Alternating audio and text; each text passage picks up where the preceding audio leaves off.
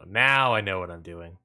The countdown correctly this time. Now you can't just say like get into your mode and then be like, never mind. Never mind, forgot to stream. Almost forgot to stream. All right, here we go. In 3, 2, 1.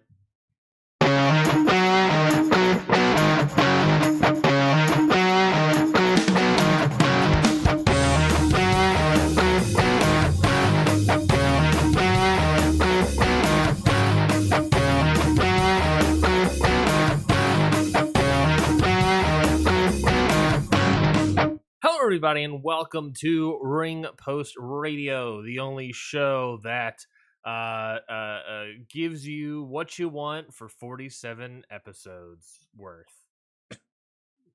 Coming up in old 50, Scotty. Coming up in the old 50. And how does one celebrate 50? And then conversely, how does one celebrate 52? Which wouldn't necessarily be a year because we did some like extra bonus things, I guess, which we are doing today. So yes, that's a tricky pickle. Yeah, it's like we're recording episode 48, I guess, technically tonight. So it's yeah. So we're thank you all for joining us on Ring Post Radio. I feel like I'm a little low, so I'm gonna raise. You are a little low, bro. Whoa, man. Hey bro. Hey now. These is what dreams are made of. I am your host, Ryan Knightsey, and with me, as always, is Scotty Edwards. Scotty, I was told that you were wide awake. The producers told me that you were the most awake you've ever been in your life. Just tell me on a scale of 1 to 10, how do you feel right now? I don't know. Dead. Well then. I'm tired. I'm very tired. I did it to myself, so it's okay. But I'm very tired. I watched Stardom. I worked yesterday. I'm off today. Yeah. But I have 2 hours and 30 minutes total sleep, and that might be aiming high. So I'm here because it is now all about Forbidden Door, and I have to do this again later. Mm-hmm. So let's get to it. I think two things. One, if I've learned anything from the great Nick Khan, it's that you don't need to sleep. So I think you're doing, you're doing the same sort of schedule that Nick Khan does, and we've seen how successful he is. So I think that's no sleep till being Nick Khan. And then two, if there's ever any more sacrifice of what Scotty does for Ring Post Radio, then there it is, folks. He's willing to not sleep for your enjoyment. Not only did I say let's do this show, we agreed to move the time a little back so I get extra sleep, and then I said, never mind, we'll just do the normal time. That's a fact. What does that say about me? What does that say about my dedication? I think it says that I might care too much. And if that's my problem, then let the ladies know that I care too much. I care too much. I care too much about my craft. How nice. I am exhausted. I am fucking exhausted. I'm not gonna lie to you. I'm not gonna lie to you, brother. Well, I'm a slightly hungover, seeing that I had a couple frozen margaritas last night. So wow, must be nice. You're a little hungover. I'm a little sleep deprived, and Forbidden Door's a little hurt. A little bit, just a little bit hurt. But we'll get to, of course, Forbidden Door updates, some more additional matches, and how they all changed. Some updates. Stardom fighting the top. Scotty, like you said, woke up early this morning to make sure to watch that. And we, of course, have Money in the Bank this Saturday. Did not feel like Money in the Bank is this Saturday, but alas, it is. And, of course, I'm hyped that there's a Saturday pay-per-view. I appreciate that. I appreciate that by them. I truly do appreciate WWE switching to a Saturday But format. Also, just remember, I have to work 10 to 6 next Sunday. Shit! All right, well. Damn it. Well, we'll be back. But yay, Money in the Bank. Something. I don't know what's happening on that show. Well, we'll get to it. But of course, we got some news to get to first. I set you up perfectly to just say, well, Money in the Bank, and you just said we'll get to it. We've had a typical format of the show for like months now, and it's always the news first. But I still set you up to absolutely dunk on me by saying, well, Money in the Bank is on Money in the Bank. Speaking about Money in the Bank, Triple H has returned potentially to WWE. Does that work as a transition for you, Scotty? No, that's actually very. I don't know what that means. The Triple H thing. So yeah, so it has been reported that Triple H has made his return to the WWE Performance Center last Wednesday, where he spoke of talent. One source said that Triple H told everyone that he was, quote, back. But it was unclear exactly what he meant by that. Could it be back running creative for NXT? Could it just be that, he's back to helping or whatever? No one really knows. During Wrestling Observer Radio, Dave Meltzer talked about Triple H's return and noted more details be revealed in the days to come. But it appears the game has gained more power in the company. Once again, this is all coming from WrestlingNews.co. WWE has given more responsibilities to him over time since returning to the office where he has been working full time. So no one really knows what he means by saying he's back. Is it with more power? Yes. He does not seem to have more power now. We'll see what that all means. Scotty, do you have any thoughts about what it means when Triple H says that he is, quote, back? No, I think someone said it perfectly on Twitter. We won't know what it means unless Poppy shows up. And I was like, wow, I hate how true that is, but it probably is. Dream case scenario. Dream is that NXT comes back too. Not, and I don't need the super indie NXT. That's never gonna happen again. Just give me like when the network came around, NXT, where you had a little bit of mix of indie and the athletes, because I think that's what would be best for NXT. Also, if it involves me not having to see some stupid gimmick ever again, or Brooks and Jensen, or something of the sorts that just is really bad, that I don't, I'm not gonna lie to you guys, I don't know what's going on in that show. I think this is gonna sound sad, but I think the last time I dropped in on NXT TV shows, I watched Tiffany Stratton versus Roxy. So can't say I'm dropping in for necessary viewing, but that was the finals of the tournament. So eat me.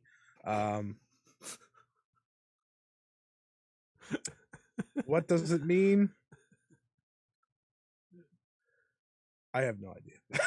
Yeah, it's impossible to gauge anything on what that means. I mean, look, like you said, I think if he's back in NXT creative, let's just say that I don't think they're going to revert to NXT 1 fully. Maybe some sort of amalgamation of 1 and 2. I don't really know. Maybe 1.5. Like, I don't think we'll see Poppy on screen like by herself. I think at the very best we'll get a duet between Ollie J and Poppy.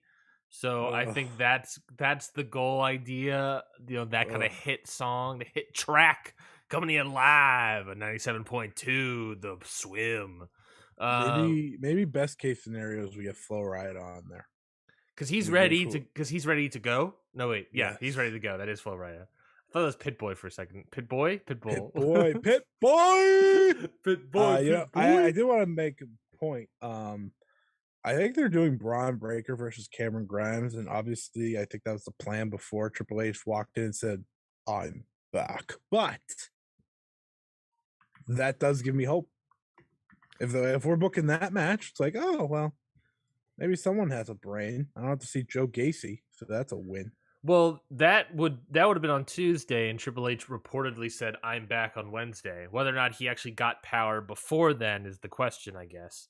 But I guess, realistically speaking, we will have maybe inklings of an idea this upcoming Tuesday for NXT. Is this one recorded? The No. past few have The been okay. last week's was recorded as well, so that is also Okay. a good point. So I don't know why they were recorded. I They're don't. cool. They did like some fan appreciation show, and they just recorded 2 episodes. Oh, interesting. I wonder if fan appreciation was a gimmick and that they They were don't actually appreciate them. Yeah, you're and probably right. maybe a new executive part of the creative team had to come in, and so they just wanted to give them a week off to sort of settle in, come up with ideas. Maybe that was the idea. I don't know. The whole thing is interesting, and it also definitely ties into, I think, the Vince McMahon Stephanie sort of hierarchy power change a little bit too. Because the other news that came out last week as well was that details on who made the decision to make Stephanie McMahon the interim CEO of WWE. That's right, she is the interim CEO and chairwoman. But the latest Wrestling Observer reported that a quote special committee put Stephanie in her new role with the company. The committee includes the 8 members of the board of directors that are also investigating Vince. These 8 members of the board are everyone on the board except for Stephanie herself, Triple H, her husband, Vince McMahon, her father, and Nick Khan. So pretty much everyone else on the board besides those 4 people put Stephanie McMahon as the interim CEO and chairwoman. It was not a Vince decision at all. It was the board's. So that is very interesting. The Wrestling Observer also goes on to note that those who attempted to bury Stephanie when she was on hiatus, none of them were on the committee, but from elsewhere in the company. So Oh, it gets juicier. it's uh, unbelievable. It's like, I said this last week, but if Vince does get like fucked, canned, something in the end, which I again pumping the brakes on that idea, I do think there's a possibility Stephanie gets that job for good because everyone likes her except for like the 4 people that leaked she was bad at her job, which they probably worked under her, honestly.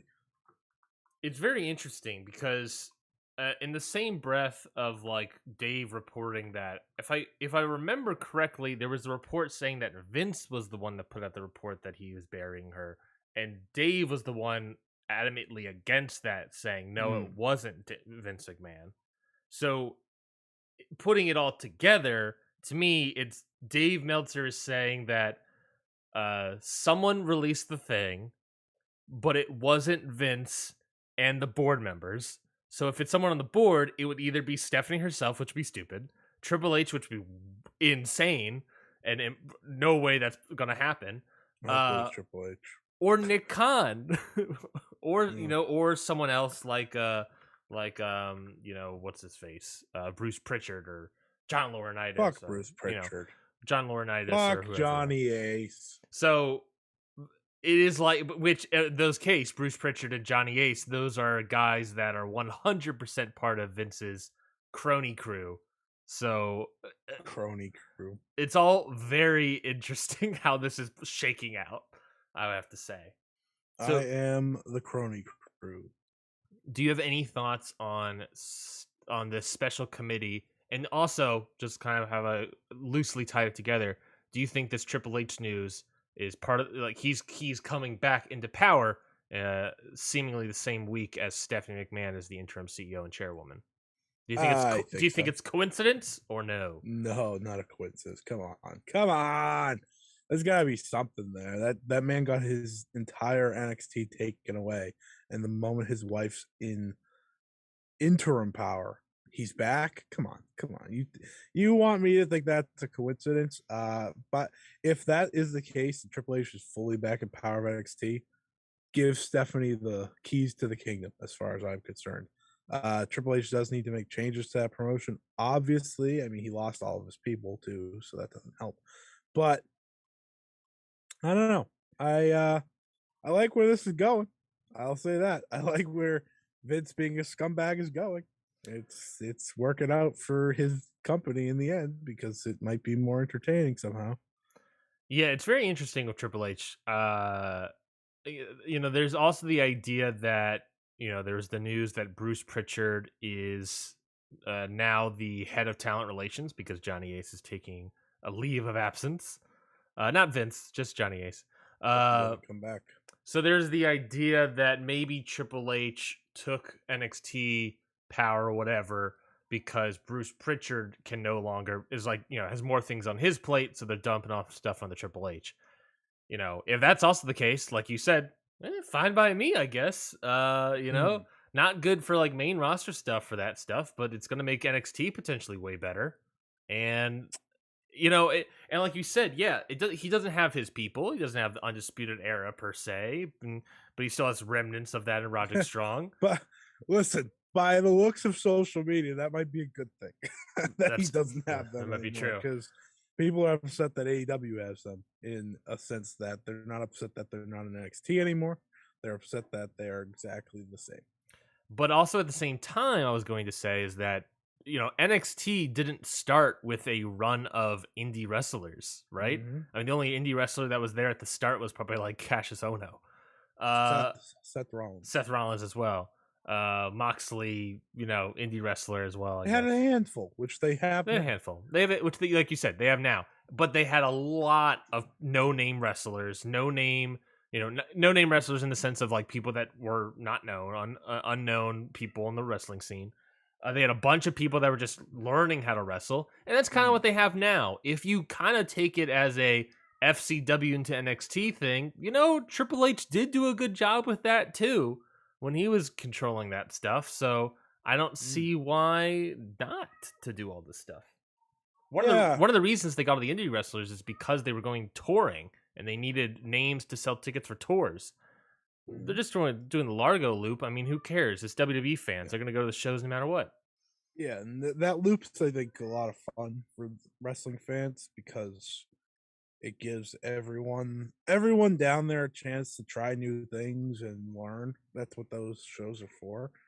Like I know if I were down there, I'd probably consider going to one because I think it would be different from because you're not seeing all the bullshit like angles that NXT has nowadays. You're just seeing them probably wrestle, which is a good thing. We'll see. I mean, it's a story, but it's also not a story yet because we don't have answers besides him saying I'm back. Um, it's interesting though, fun to follow. I just want Eric Bischoff to. Sorry, damn it! I ruined my joke. Okay. The joke was I just want Triple H to come out to Eric Bischoff's theme. He's like, "I'm back, better than ever. I'm back."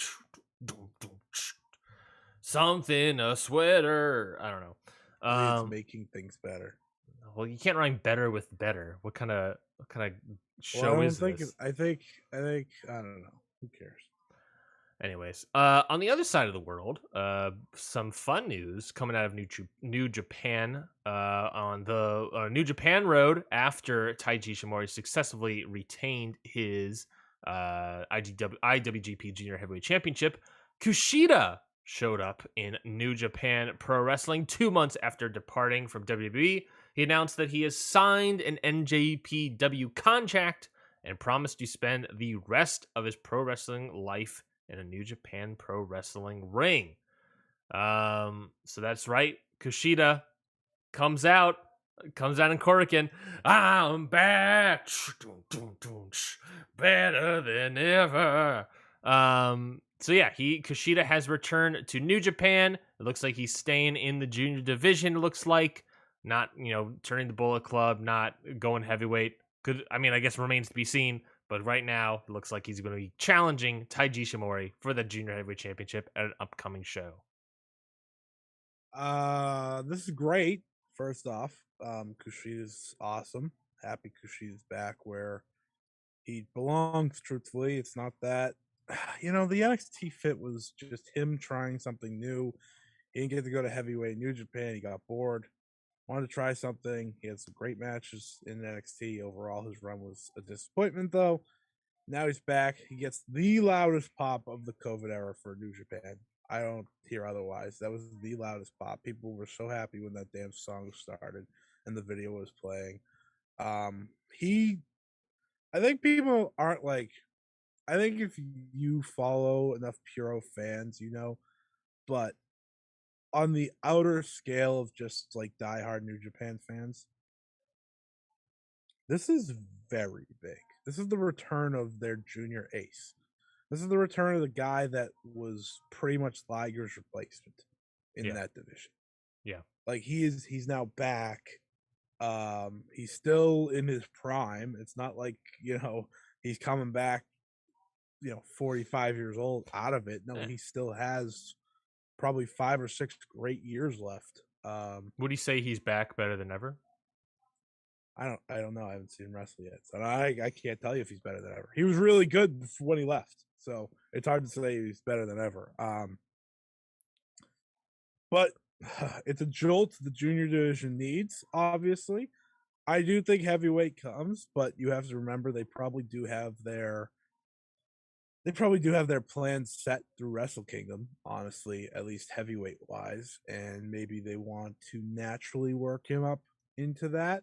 I think that would work. Maybe you have him have one more IWGP Junior title reign, get a couple big matches for him against Ishimori, Hiromu, I don't know, some other guy.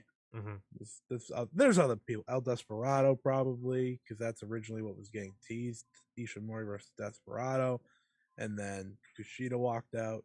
So you got some big matches there. You also have all the outside Japanese talent. Right, which automatically is a new wave for him. He did know. I thought this was very interesting that he's going to be living in L.A., Los Angeles, and he'll be helping with LA Dojo. So him and Shibata will be teaching the LA Dojo wrestlers moving forward. Not bad. Not a bad crew to be teaching your future. So you're saying Ren Narita is going to be even better? Yeah, it's a little concerning actually. Ren Narita is going to be better. Yuya will be better. Carl Fredericks probably won't. Don't even know if he's allowed in the LA Dojo anymore at this point. That's a situation I don't really want to touch, but I had to bring it up. But really exciting. I'm really happy Kushida's back. I think we all knew once he left the NXT. That's where he left. That there was only one place he was going to go. Yeah. I do hope he gets a heavyweight run. I feel like it is something he's earned. I know he's small, but who gives a crap? He's Kushida. Even if it's just like one G1 run next year. I mean, Liger had one. Mm-hmm. Liger was the ace of the junior division forever. So I mean, El Phantasmo's having one this year, whether or not he's moving to heavyweight or not. Well, to be fair, El Phantasmo's a bigger dude than Kushida. Yes. Just saying that as Yeah. a junior, Ospreay did the same technically when he was a junior. Yeah. So it's possible. I mean, the Young Bucks went from junior to heavyweight, tag team wise in New Japan. So I say go for it. He doesn't need to be IWGP World Champion, but you could give him a nice little US title reign since he's going to be located in the US. Mm-hmm. Like that would make sense. He could drop in on those strong shows. He said he wanted to be part of that too. So I think obviously Kushida being back is a win, but I'm looking forward to seeing what he can do because he's fresh, right? He's very fresh as a wrestler. It's not like he was going through a grueling couple years. He had, a few programs, a small little cruiserweight title reign that had some good matches in it. Otherwise, just nothing. So, welcome back, Kushida. Unfortunately, that's sort of just, Kushida left New Japan and entered NXT at just a poor time. It was just really poor timing. If he was able to leave like a year earlier, 2 years earlier, then he would have been more involved in NXT, had a probably way more solid run. Probably had a bigger title reign in there. Yeah, it's just what it is. He probably would have maybe been in the North American title division, maybe would have held the title or something. I don't know, but I think so. I mean, even then, like, in NXT was, probably gonna be a ceiling. He could have moved up to the main roster, but he's gonna be Akira Tozawa 2.0 sort of thing. I mean, let's be honest. Which is such a shame to say because we all know how good Kushida is, and the same can go for Tozawa, who's been doing that shtick now forever. Yeah, since for 2 years. He had a ceiling even if he went there earlier. Yeah, so he could have done more in NXT, I guess, but ultimately he was going to have a ceiling no matter what, and that's kind of weirdly the story of Kushida is always having a ceiling just because of his height, because of his weight, because of whatever. He's despite his great technical skill, he's just always going to have that ceiling, which is kind of upsetting because he's a really good wrestler. That being said, coming on back in New Japan, the junior division hasn't like rapidly changed since he was gone. I mean, to be fair, there was a pandemic that stalled a lot of New Japan for 2 years, 3 years, or whatever. But there are new faces. You know, you got a Clark Connors in there. You have all those LA Dojo guys. No. Clark Connors can no longer be in the junior division after what he did With in the Ishii, heavyweight division. that might be true. Can't go back. That might be true. He beat Hanma, who is a heavyweight. So you know, completely different man now. that might be true. But if they want to keep him in there, then you got Clark Connors. You know, you got an even better Robbie Eagles. You got I would say maybe an even better El Phantasmo. You'll have Ren Narita soon enough. You'll have Ren Narita. You know, you can bring Ren Narita in with Kushida as part of a maybe the junior tag tournament, and that could be fun. Cool. You know, there's options, and like you said, if Ren Narita's ready, then move him over. Then he can feud with Kushida or something. That man is ready. Yeah, he's real good. But I think it's not a completely revigorated section of the roster, but it's Kushida helps. It brings back eyes to New Japan as well because hey, Kushida. So I mean, I'm not disappointed. Desperado, a lot better that's true. Desperado than when he was there. So that's very true. Match. Ishimori seems to have figured out his shit again, so that's nice. Maybe he can carrying dead. Maybe because he's done carrying dead weight. I'm just saying. I don't know. Maybe he Ace can. Austin's there. Oh, Ace Austin versus Kushida would be good. Austin would be cool. He can reinvigorate Hiromu, who was sort of a rival at one point. Sort of a rival. They had a big rivalry. That would be nice. Mm-hmm. Yeah, I mean, there's a lot of outside talents now too. I think that could be at play. I think AEW talent could be dipping in a little more in the future. Junior wise, maybe we'll see. Alex Zane is someone, I guess, as well as a junior. Alex Zane is around. He's actually coming back, I think, soon. Yeah. I did see that Clark Connors is teaming with, is it the DKC and someone else going over there? Alex Coughlin and the DKC. Yeah, so that's pretty cool. Reports saying that was going to be Carl Fredericks instead of the DKC. Don't know what's happening there. I can tell you what's happening there. It ain't happening. That's what's happening. Yeah. That's good for the DKC though. He just got crushed by Hook on Rampage, and he's about to get a Forbidden Door payday too. So that's that's the way to do it, baby. DKC. Take advantage. He probably wasn't supposed to be on Forbidden Door either. Yeah. Oh man. Oh, probably. Oh, Kevin Knight's there too. So maybe he was. I don't know. Maybe with Carl Fredericks. I don't know. Kevin Knight was. You Mr. Donkey Kong Country himself. He's a great. Is Ren Narita not in that match? I don't believe so. We don't want to talk about it right now because I have it pulled up. Yeah, let's get ready to scissor me, daddy ass. Forbidden Door. We previewed it last week, the majority of it, but I'm doing it. Oh God, I don't like the sound. It's dry. Sorry. Do you want me to pour water on it? No, no. We're gonna get flagged for something. Whoa, hey now. Whoa, hey. So Forbidden Door, we previewed it last week, but obviously there are more matches, and not just more matches. Part, huh? Yeah, not just more matches, but probably like every single match has changed in some capacity, probably. So we'll get to it. It's been a hell of a show. I mean, I'm sort of sick of calling the show cursed. Everyone's just calling it cursed. We get it. It's injuries. I'm in the boat of like, yeah, could this show have been better? Sure, but like 25 people are out of this show and can't wrestle. What do you want us to do? Could you cut? I've seen you claim like, could you make a better card even with the people they have? Maybe, but I'm happy with what I got. Okay, I got many takes. Yeah, I got many takes. Saving these all week. I'm awake now, bitches. You're in trouble. You're in trouble. I got some complaints. Go for it. One. I don't know why every single person on my feed had to tweet, "Oh my God, this pay-per-view is actually cursed," all at the same time. I understand Hiromu being out. It's like, oh my God, something else happened. But I get it. I get it. I get it. They're not having good luck with this one. But guess what? They're gonna do it again next year when everyone's healthy. Mm-hmm. That's you just know it's gonna happen, and it'll probably be better. But that being said, this pay-per-view looks like the bomb from top to bottom. There's a lot of fun matchups, a lot of first-time matchups. I don't want to hear, oh my God, why did you replace Tomohiro Ishii with Clark Connors? They did a tournament for a reason. And he was second in the tournament. Yeah, that's the whole point. Oh, why did you put Naito? But what? What? Do you like? He has an eye injury, and he has a G1 climax coming up. A G1 climax that he's the favorite to win, Yeah. mind you. Like, can you just? And he probably doesn't really care about coming here. And you know, it's my favorite part. I had this discussion with Alex. It would have been amazing if they added him to the show and that motherfucker showed up with the T-shirt. I would have been so happy because all they would have complained about was like, oh my God, I can't believe Naito's not trying. What do you want him to do? He has bigger fish to fry. He has no knees.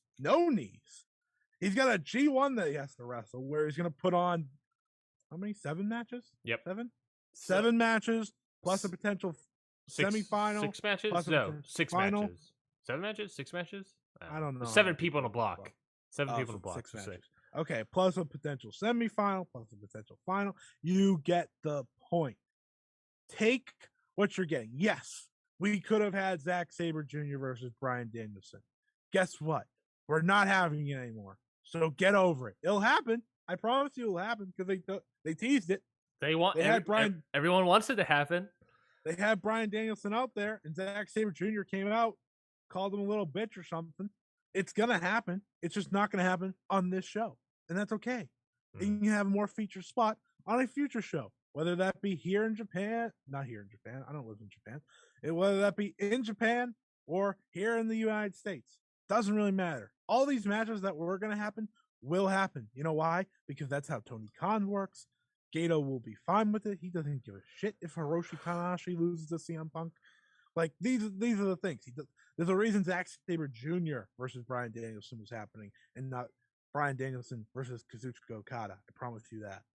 So, for me, I'm happy with the card at hand. I'm very happy with the card at hand. I'm very excited for the show. I understand why some people may not be. I get it. Because there's a lot of injuries. A lot of their favorites are gone. A lot of my favorites are gone. But guess what? We have one stellar card here. And it should be one stellar night in the biggest arena in the United States. It's going to be lively. It's going to be a great atmosphere. There's definitely going to be at least one surprise, but there's probably going to be a few. Toru Yano's in the States, baby. Be excited. Toru Yano's here. I'm just kidding on that one. But you have an IWGP World Title match between 4 of the most popular wrestlers in the world. I don't care what people say about Adam Cole. He's still popular. And you don't have to see a full Adam Cole match. He's just going to sprinkle his stuff in between Kazuchika Okada, Hangman Page, and Jay White. There's a lot to like here. I'm very excited. And by the way, your main event, yeah, they're going to show up. They're going to deliver. Yeah, no, I completely agree. It's, injuries be damned. Yeah, there's a shit ton, but it is what it is. I'm not going to be upset. I'm not going to be upset about a number of injuries. It sucks. I also it's the whole thing of when you have a dream card, and it's very much dream. These sort of interpromotional cards are different in Japan than America. But America, when you put together a dream card, impossible to hit any sort of expectation whatsoever, right? Yeah. Because it's a dream card, and it's all individual of how these things are together. A normal pay-per-view, you get the idea. Yeah, a normal pay-per-view, you get the idea of what the matches will be, and you're excited for them because there's been building and whatnot. This is a dream card. Should there have been more building? Maybe. But ultimately, it's fine because I'm just here. I'm happy I don't think every match needs a build because I'm happy to just see people go out there and have a great match. The most important match has the most natural build. Yeah. As, in a weird way, almost a year or two of build. And you have maybe the best buy-in match possible like that AEW's ever had on one of their shows. You're talking They about go all out. Max Caster and the Gun Club, right? Of That one? course.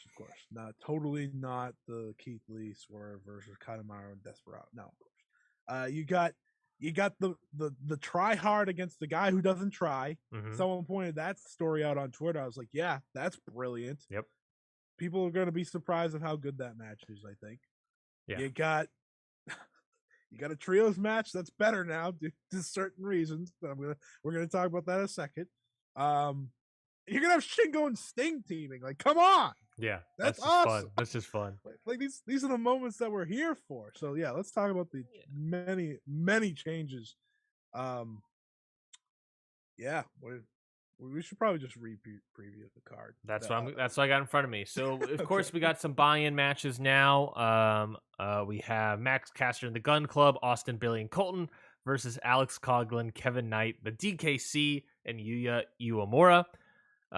We also have the tag team match of Hiroki Goto and Yoshihashi versus the Factory, Aaron Solo and QT Marshall. A match that makes sense because the Factory have been on strong.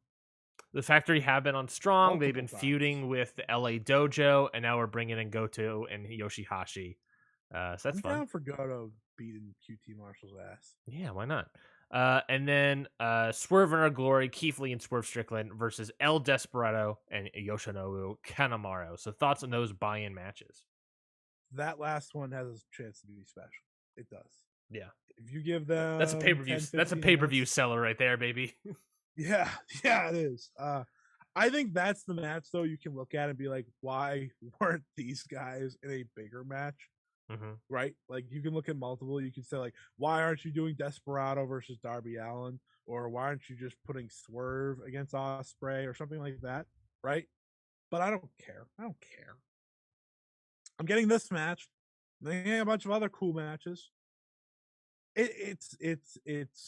I expected a New Japan Noah card of all tags.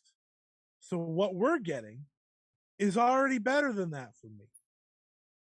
And you're getting the likes of a Shingo Takagi. Sure, would it have been nice to have him on TV and build? Yeah, maybe, whatever. But I don't. Can I talk about that first? I don't like these builds. So tag matches. Yeah, I don't think tag matches, random ass 6-man, 8-mans need builds. I mean, what do we do? What are we talking about here? And also, in a weird way, half of the people have been feuding and building against each other. So who cares, right? Yeah. Darby, Sting, Kyle O'Reilly, Young Bucks. You know, they all kind of been building and feuding.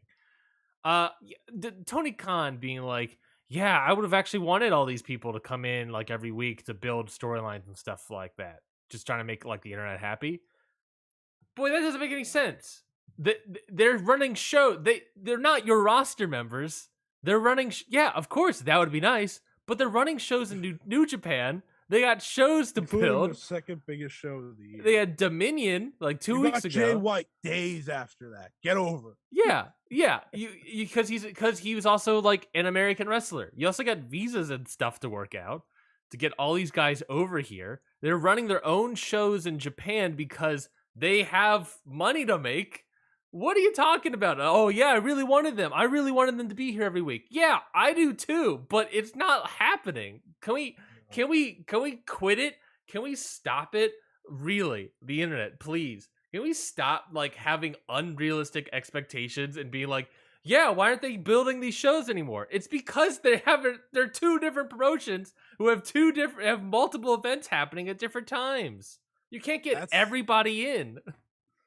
That's why the Okada stuff has been like the funniest. They're like, oh, well, his wife's pregnant. I was like, oh, so you're telling me he didn't want to spend a whole month away from his pregnant wife to be on 3 episodes of Dynamite? What? Are you kidding me? And also not wrestle in just Japan. Just right. Like, and you got the pop. Yeah. You kind of had the pop. The coin drops. The crowd goes nuts. We all go nuts. It was perfect. That man like does this like little speed walk trying to avoid like banging into things, and then he just points at the sign. JR sells him off as the guy. Yep. He says this is the best wrestler in the world, essentially. By the way, big credits to JR for selling Hiroshi Tanahashi and Kazuchika Okada to those who may not know them as the best of the best. I do appreciate that. JR did do some good building just by saying those simple things. Yep. Yeah, I mean, I understand people wanted these guys to be on AEW television all week. But when you're running shows in Japan as recent as this week, a day before Dynamite, you kind of just have to accept that, guess what? This is how it's going to go. And if you want another dream show, just be prepared for it to be the same, because New Japan doesn't stop. They don't just take off. They don't take an off. They don't take a month off to go to wrestle in America or whatever. If you want to do another Forbidden Door when they're less busy, you got to do it before Wrestle Kingdom and in that little dead period after the G1. That's your best shot. Mm-hmm. And they're still running World Tag League then. So it's like, yeah, good luck making that work. Yeah. Obviously World Tag League doesn't take up, the biggest stars, so you can make that work. Mm-hmm. But that's my point here. Like, just enjoy the wrestling. Like, for one time in your life, just enjoy the professional wrestling that we're about to see. It's going to be a good show. Yes, there have been a lot of injuries. Yes, I get it. We can call it cursed, whatever you want to call it. I don't give a shit. You can call it whatever you want. But guess what? There's still a lot of talent here. I think the bigger topic point is talking about the AEW style and how injuries are adding up for them more than booking on the New Japan side. Yeah. You can't run once a week for some wrestlers and expect them not to get hurt. There's something about taking bumps consistently, but also the AEW style is, let's put on pay-per-view matches every week. Yeah. Right? Like, they're not always or they're not wrestling for weeks. You have your, Pentas and Phoenix and Swerve and all these guys that work multiple companies, Yeah. throughout the month. So they're always going. And, those three happen to be healthy, just saying. But then you have guys that are wrestling once a day, one day per month at times, because they're not wrestling every show. And I'm sorry, wrestling on Dark is barely wrestling. Okay, like, that's barely wrestling, unless it's for your lower talent. So I think there is a topic there that we don't have to go through right now, but in the future, possibly, because all the injuries are happening on their side. Yeah. It's the bigger issue is the injuries. And I'm not gonna. And if you're mad about the injuries, that it's like, you have to rehandle your expectations about all these things. Mm-hmm. But yeah, anyways, it's just a matter of, hey, let's maybe get on the road a little more, AEW, in the future. Maybe have a house show on a weekend or something. I don't know. Just keep your wrestlers moving. You don't have to have everyone wrestle. Like, if CM Punk's like, nah, I'm good. Yeah. Okay, well, that's fine. Yeah, this is CM for like CM Punk's a part-timer. Yeah, lower card, mid card people. When I say part-timer, I mean, like, he's a big star. He can do whatever he wants. Yeah, it's also injuries. It's just poor, whatever. Yeah, his injury is a freak injury. So. Yeah. So the buy-in, I like the buy-in. I think it's pretty good. You have literally AEW versus New Japan in every single match on the buy-in. Very excited about Desperado versus Kanemaru versus Keith Lee and Swerve. That should be real good. I can't wait to see Keith Lee throw Desperado and Yoshinobu around. I think that's gonna be very funny. I love that. I'm so happy Desperado's on the show, because they did that one thing and they were like, yeah, that's it. I was like, what? This guy came to the US and you didn't give him anything, but they did, which is cool. There was only 2 more matches announced in between our preview last week and this week, I believe. Card wise. Yes, we had a 8-man announced with Phantasmo, Matt Jackson, Nick Jackson, Hikuleo versus the Dudes with Attitudes, Darby Allin, Shingo Takagi, Sting, and Hiromu. But as of, I think, what was it, yesterday, 2 days ago, Hiromu has a fever and is not going to be able to make the event, which is fine. That's COVID maybe. Who the heck knows? Not going to take the risk. So it's turned into a 6-man. Hikuleo is just going to be a manager. And so now it's officially Matt and Nick Jackson and El Phantasmo versus Darby, Shingo, and Sting. The match got better. Match got better. 100%. Totally agree. Match got better. I feel terrible saying that because getting sick sucks. Yeah. But the match got better. I mean, you're gonna get more of the Young Bucks and Shingo Takagi and Sting and Darby, and I mean, I'll be honest, I'm not a big Phantasmo guy, but he's gonna go in there and he's gonna show off against those three. I mean, Also, okay. Phantasmo of the Young Bucks work very well attitude wise. Just like how they wrestle are gonna mesh. I think it's gonna be your perfectly. PWG trios match of the night. But yeah, and not only that, but you also got Shingo versus Matt and Nick Jackson. They got a little history in Dragon Gate, so that's something as well. And it's Shingo, so and it's Shingo. So he's gonna destroy somebody. And it's Sting. And it's Sting. I hope Shingo has face paint. That's all I want. I just need that. Oh, Shingo could have face paint. I didn't think about that. He needs to fit in with the boys. He's got to fit in with the dudes. The dudes with attitude. So we got that match. We also have announced it was planned to be Zack Sabre Jr. versus Bryan Danielson. Bryan Danielson announced that he is not cleared to compete for this event. He didn't really talk about how, what his injury is or how long he's cleared. Just not cleared for this event. So who the heck knows? Maybe when he'll come back. Sounds like a concussion. Maybe. Who the heck knows? Well, that's what was reported, I thought. Oh, I don't know. I mean, he said it wasn't anything too bad, I guess, brain-wise. I don't know. Well, he said he's coming back. So he's coming back, so that's all that matters. I'm really sick of these, CM Punk and Bryan Danielson will address their, at least they didn't say career. Yeah. Right? At least we didn't go that far. Yeah. They're just addressing these two shows.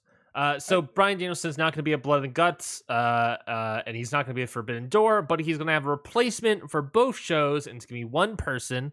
Bryan Danielson said that is not going to disappoint, someone who is technically sound, and Excalibur later noted that is going to be officially a new member of the Blackpool Combat Club. So Scotty, who is the new member of Blackpool Combat Club? I think it has to be Claudio. Otherwise, I think a lot of people are going to be upset. Yeah, they've all people say Chris Hero, and I was like, Chris Hero would be fun. It'd be fun, but I doubt it. I doubt it too, but that would be fun. That would be cool. Johnny Gargano is a big no. He does not fit in the Blackpool Combat Club. Yeah, the moment Excalibur said he's the new member of Blackpool Combat Club, I was like, all right, Gargano, no. Unless he's full on Wolverine, no more he's the scrappy but that's kind of Wheeler Yuta in a sense. So I don't know. It has to be Claudio. I also heard a name floating around that works, but is not as cool as Claudio. Is Tom Lawler, Filthy Tom Lawler. I saw that too, though. It wouldn't make sense to me. Why is that? Japan. It's New Japan signed. It's new. So the argument for that was New Japan signed. He just lost the title, so that's fun. Sure did. And he is, in a sense, after that Defy show with him versus Moxley sort of said he is an honorary member of the Blackpool Combat Club, so you can make him an official member. And he's already in the States, so it's he's in Japan, but he is he's in the States. So yeah, I think that's a fair argument, and it's all very logical, and it would work. But the problem is that everyone and their mothers have worked themselves into saying it's Claudio. I am also one of them. I think Claudio would be a good idea. I want to see him back on my screen. He's not in WWE. Here's what's important. Yeah. Here's what's important. It's not gonna be Bray Wyatt. Sorry, you mean Wyatt? Is it gonna be Bray Wyatt? You mean Wyatt 6? Whatever they want to call him. Six. It's not going to be him because I don't know if anyone's connecting the dots here. that would make negative sense. They said a technical wrestler. Bray Wyatt couldn't be further from that. Yeah, Bray Wyatt is Just wanted to say 100% that. So, power wrestler. I think it almost has to be Cesaro, right? Yeah, Cesaro is the best pick. I think that's also a match that would be really good. Tom Lawler would be good, but there is a very different Claudio. I don't know. There's something missing about Filthy Tom Lawler for me, and I can't pinpoint it. Yeah, Like, no, I'm with you. He needs the right opponent for me to. Yeah, Like when he fought Moxley, that was great. Probably the best match I've ever seen him have. I think that's what it is that Tom Lawler needed more violence in his wrestling. He was like kind Which is crazy to say because like he's a former MMA fighter. Yeah, but I think that's it. Is that like he backed off on the violence, going to be more grappler? But it's like no, you could be a grappler, but you also need to beat the piss out of people. I mean, Zack Sabre Jr. is a grappler that stretches the piss out of people. Yeah, Stretches the piss. I went through this list of free agents. Mm-hmm. Can you hit out some possible names for us? Sure. That are technically sound. Sure. Right? Sure. We'll go that way. All right. Not you. Not you. Bandito's not technically sound, but he is a free agent. Biff Busick. Biff Busick. That's a solid Blackpool Combat Club member. Oh, hot damn, I would want that so badly. I think he would definitely be a letdown in terms of like what people expect, but he's great. Yeah. So like it wouldn't affect me. Yeah. Everyone's worked themselves. Lose, yeah. Everyone's worked themselves in the Claudio, so I get that. But they're Biff also is great. in this weird situation where clearly they need to do Danielson Sabre Jr. Mm-hmm. So it's almost like this guy needs to lose. I don't know. I was gonna say I feel like the guy needs to win just because. Well, no, he does because they have blood and guts, but at the same time, he also needs to lose. Yeah. Or then, like, what's the point of doing Danielson Sabre Jr. if this guy off the street's like, yeah, I beat you? That's completely right. They need Blackpool Combat Club will get their win at Blood and Guts. But I was thinking that, it's a new guy, you're bringing him in and all this stuff. Maybe he should win. But you're right. I was thinking about that as well, is that Zack Sabre Jr. needs to win, because if he loses, then the whole story of I'm the best technical wrestler in the world, where he lost to some other random scrub, will immediately go out the window. Zack Sabre Jr. has to win here now. Yeah. And Brian, so that he can say, I'm the better. I beat your guy, you know? Yeah. Danny Burch. No. That's not happening. So isn't he injured? I have no idea. I think Danny Burch is injured. Didn't ask. Suzuki's on here. I don't know if he's. I don't know about that. He's fit, but it's not happening. Mm-hmm. Roderick Strong would be a good one if he was a free agent, but he's not. Yeah, he'd be a great one actually if he was a free agent, but again, he's not. Johnny Gargano. No. Oh, let's see. Some of these names were like, oh my god, really? Keiji Muto. I don't like that name at all. Oh, but he is technically sound. Technically, let's bring him in. I don't think you. No. Sorry, I thought you were talking about Muto. Who are you talking about? Marty Skrull. Oh yeah, no, fuck that. No. I guess it could work. No. No. End of story. Rhett Titus? No. Yeah, boom! Rhett Titus! That would be so bad. It wouldn't. It would be the best thing imaginable. Bring in Rhett Titus. What would be the worst thing imaginable is Marty Skrull. But That's true. I'm just saying in terms of like a letdown, Rhett Titus. he would be right there as the letdown. I like Rhett Titus, but I would be more excited for Rhett Titus than I would be for Johnny Gargano. Former Diamond Mine person Tyler Rust. Yeah, right, that's it. We're done. All right, we're done here. It's Claudio. It's Claudio or Chris Hero. It's called it. Yeah. Or maybe even Tom Lawler, which I think could logically make sense. The other changes to the card were the AEW All-Atlantic title when it was announced that Tomohiro Ishii has a knee injury, meaning that we talked about uh, saying now that Clark Connors will be wrestling in his place. The Fatal 4-Way is Ugh, now a Malachi Black, Pac, Miro, and Clark the Connors. disrespect at Clark Connors this week was ridiculous. I was like, well, I could tell who didn't watch the match. Yeah. Because that man put on a show, put on the best performance of his life. And everyone's like, who's Clark Connors? Why not Naito? Why not Kenta? Why not this guy? Why not that guy? The only people we should be complaining about not being on this show is House of Torture. Those are the people we should be complaining about. That would have been great. They would have been booed out of the building. It would have been amazing. That being said, Clark Connors is going to show out, and he's the fourth man of a Fatal 4-Way. Yeah. It's going to mesh together very well. You have Pac in there. You have Miro. You have Malachi Black. It's going to be lots of fun. It's not going to be the best Fatal 4-Way of the night, but it's going to be lots of fun. Oh, it should totally be fun. I think it's going to be very good, and I think Clark Connors is going to fit like a glove. I think Miro wins, but I'm going to hope Pac wins. Yeah, I think it's really Pac and Miro are my two big guys here. That means Malachi's winning because we keep saying these things. We said this 2 weeks in a row. Yeah. Clark Connors is actually winning. Clark Connors. Put the title on Clark Connors. Why not?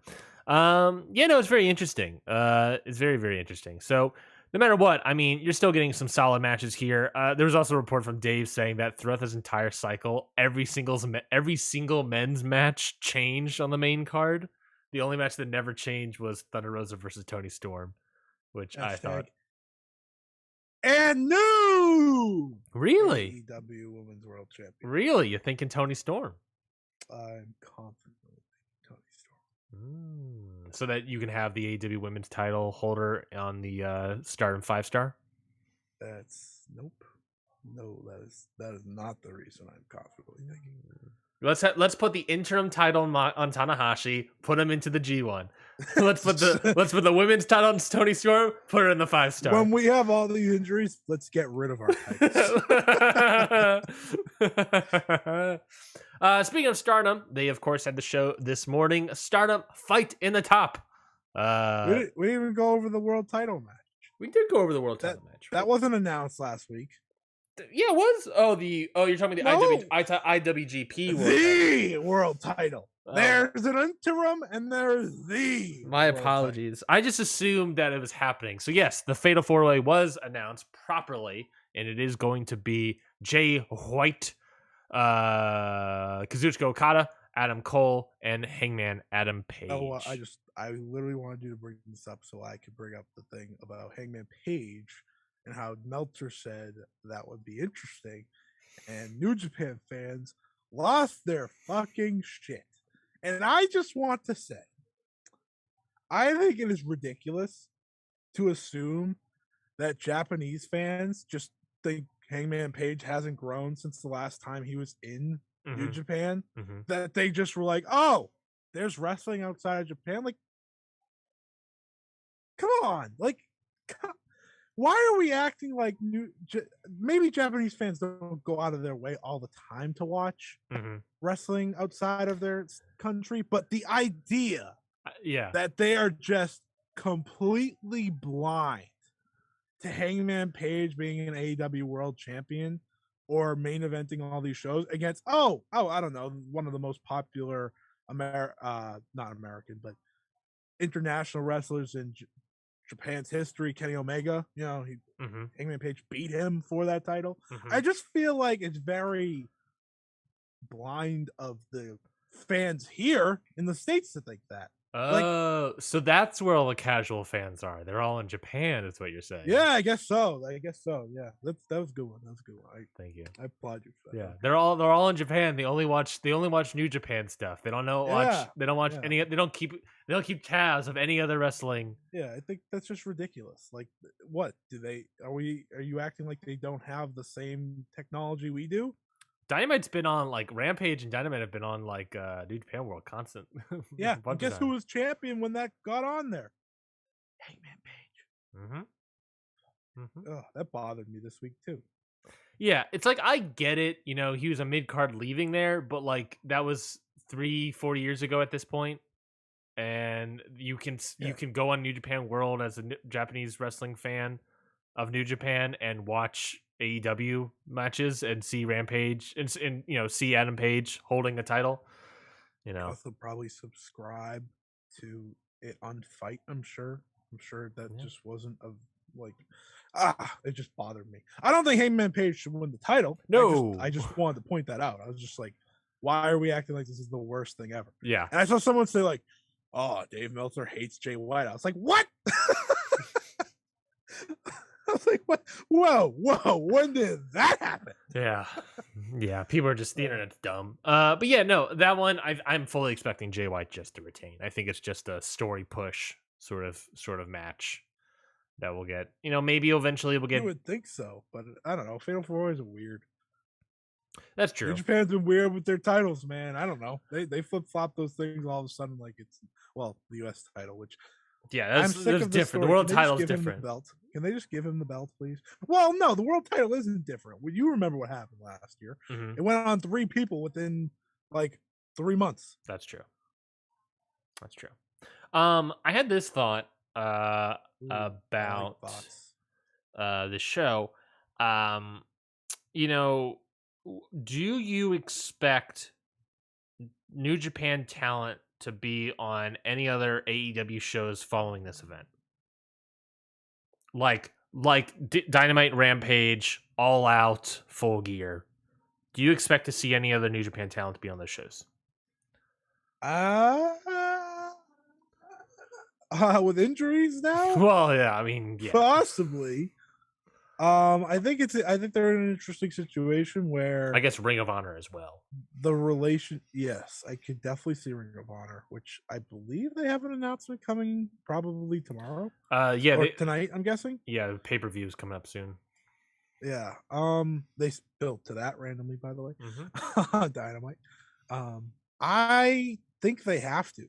I think if you want this relationship to feel more than just one special show, you should, if you can, I know you can't always, but you should filter in a New Japan talent, and you should filter in AEW talent in New Japan. They're about to have Lance Archer for the next couple months, so yep, that's cool. And by the sounds of it, they were going to have more, but injuries again hit. So I think it's fair to say that could be happening. Obviously, with the G1 coming, changes things, but those located in like Dojo, like Ren Narita, guys like that, and then the junior heavyweights, they can come in at any time. Yeah, Kushida, Hiromu, Ishimori, you can toss them in at any time. I think that would be good. I think Hiromu is going to have a match in AEW within the next couple months because he's missing the one tonight. I agree. I can see Tony Khan wanting to bring in like Ishii. He already brought in Ishii before, but bringing like Hiromu, bringing people that won't be on the show because they can't make it, and being like, hey, sorry, you made those pants. You got to bring them in now. Bring in Hiromu and just be like, hey, He's coming to the US soon, anyways. Yeah, and then do some sort of tag or singles match or whatever. And there's also we know for a fact that I believe that if Tanahashi wins the interim title, then that means probably that guarantees your thought. The guarantees my thought is that that could be the main event for like All Out is Punk versus Tanahashi. Yeah. So or the other one, Full Gear. Full Gear, yes. Yeah, I mean it's happened way before this show, way before the build, whatever, to this show. So I was just thinking, I just thought about that because I feel like there is just people are forgetting that it's a relationship, not just a one-off show. I said this before, and I'll say it again. I said this on Twitter. I think Will Ospreay is not going away from AEW. He's going to go with the G1, obviously, but I think that guy is going to be on AEW television a lot. Oh, yeah. Totally think that. I totally think that. I think, I was just about to say, it's like, actually, there's going to be the G1. I don't know if they're going to be doing any tag matches like they typically do, but hey, some juniors might be available. Yeah. Let's bring in some juniors. I think Hiromu definitely is a pot. It feels likely, and there's a lot of guys that aren't in the G1 just overall that they can bring in at any time. So it'll be interesting. But I think you definitely have to have all these guys featured. Yeah. Just even it doesn't have to be every week, but just bring them in once in a while. It works. And by the way, I just want to say this before we continue. Go all in with Andrade. This dude found it. I just want to say that. You remember last year when we were like, he's okay.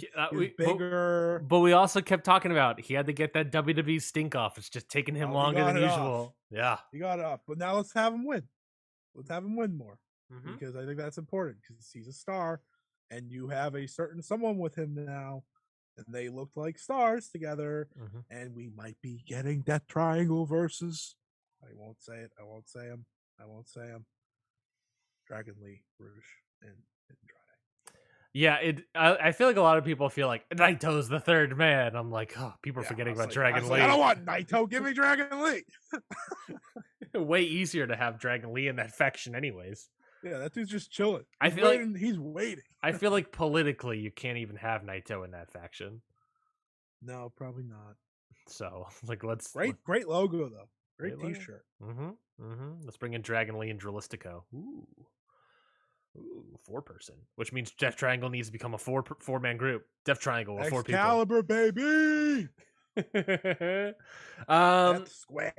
Death squared.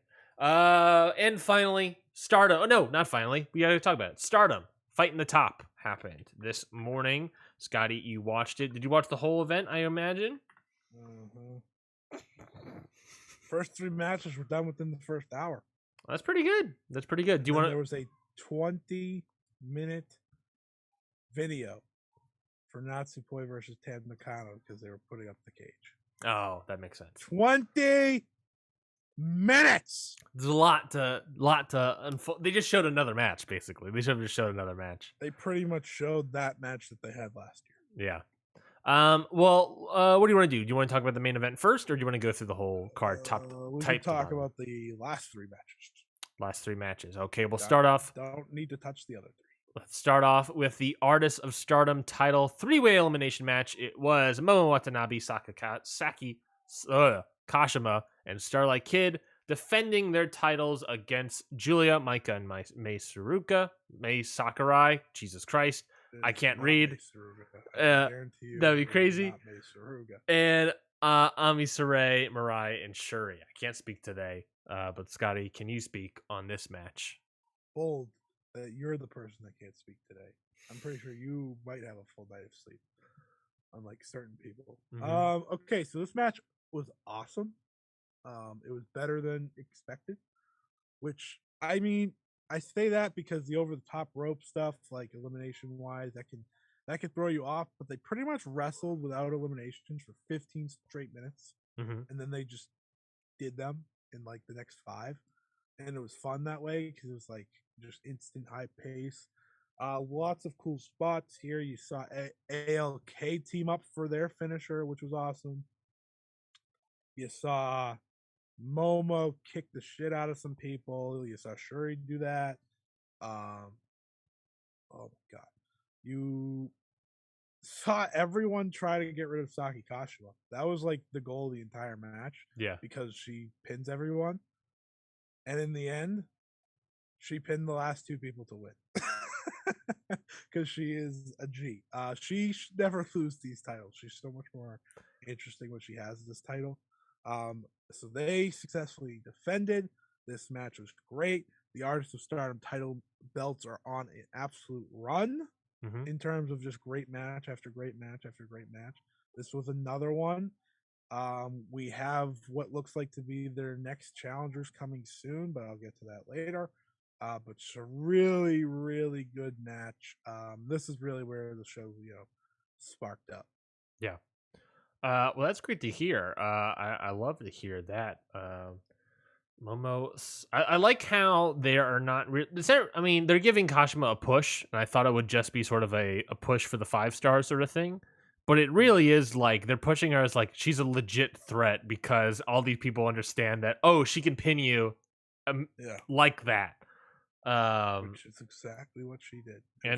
And now that we know that she's going to be in the 5-star, it's even more like she's a threat. Not I'm gonna play a little spoiler. Mm-hmm. Best spoil. I think she's the best spoiler for tournaments there are. So I Mm-hmm. think she's just so good at it because she doesn't use like I think Yano's gotten old with his, but she's just like she'll get her ass kicked and then bam, you lose. Yeah. It's just one move that's just like, Yeah. oh, that's it. So that's great to hear.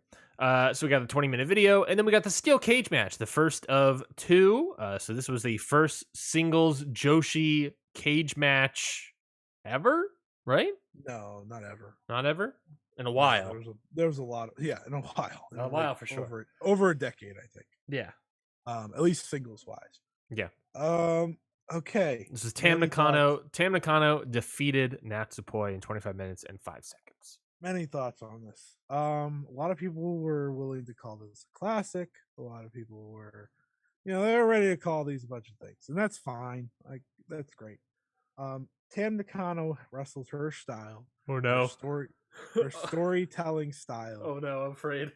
Often, no, she does this a lot, but they use the cage really well. Like very brutal. They were dragging each other's faces across it. They were, they took a backdrop driver into it, like from the top rope. Like Tam just dropped Natsupoi into it, and they both went crashing down. Natsupoi hit a German suplex from the top rope onto Tam. Like they had all these great spots. They had great spots. The problem for me, and it was a great match, but the problem for me were the rules to this match. How so? Made it that you had to pin someone to be able to escape the cage. Oh. And you had a time limit, or then you had to pin them again. So that, for me, hurt their flow a little bit. I think if you fix that, or if you have what you had in the main event where you just have to escape, you automatically have a potential top tier match, but you had to stop yourself so many times because like Tam got pinned twice and Natsupoi got pinned 4 times. Like, yeah, this is the company that doesn't get anyone pinned. And now I'm watching these people get pinned 7 different times. It ruined the flow a little bit. I thought it was a great match. I don't think it was a classic. I preferred their title match from last year, and some people do, some people don't. Mm-hmm. It was a great match. They used the cage to the best of their ability. They made it very brutal, but it could have flowed so much better if you didn't have all those pins. It was badass that Tam won by hitting the violet screwdriver, which just, she drops Natsupoi on her head, pins her, and then pretty much walks out. But again, too many pinfalls, and then you have to and then you have to expect the person on the ground to not just get up and try to save the match because the other person's about to walk out. Too messy. So next time they do this, whatever that may be, singles wise, I think you just keep it pinfall or escape. Makes it a better match. Gives them more freedom to do what they want to do. That was my main complaint because it ruined the flow for me. Still a great match. Just it would have been greater if they didn't have that weird rule because they put themselves through hell, and they're gonna have another match on Tuesday at Cork and Hall in the main event, and I expect that to probably be better because they don't have to worry about the randomness of that. So that's probably fair. I mean, because it's it's not just that they have to do the pinfalls. It's also this is Joshi, and the pinfalls counts for the referees are longer typically than let's say like American wrestling, right?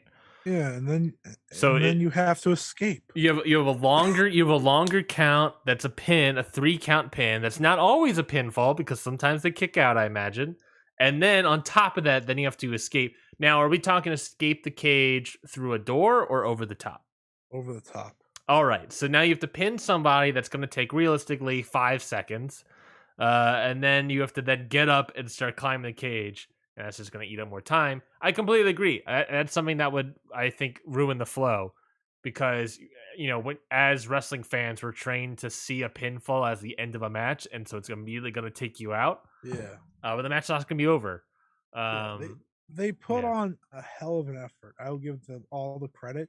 They would have had the match of the night if they didn't have all those hurdles of oh, you got pinned, but now you have to go save the match because this person's walking out. It was just like, man, what are we doing? It's in Hollywood writing terms, hat on a hat is what that Mm. is. It's Still just worth watching though. I will yeah. say that because they beat they beat the shit out of each other. Yeah, I mean, I wouldn't be surprised if that whatsoever. It is Tam Nakano. It is Nat. Well, really, it's Nat Tam Nakano.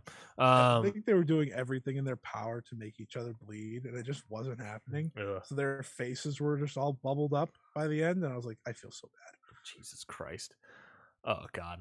Oh jeez. But that doesn't really surprise me. I mean, but even then, having a great match, if the concept within it is kind of foolish, then it Right. detracts. It's a hat on a hat sort of thing.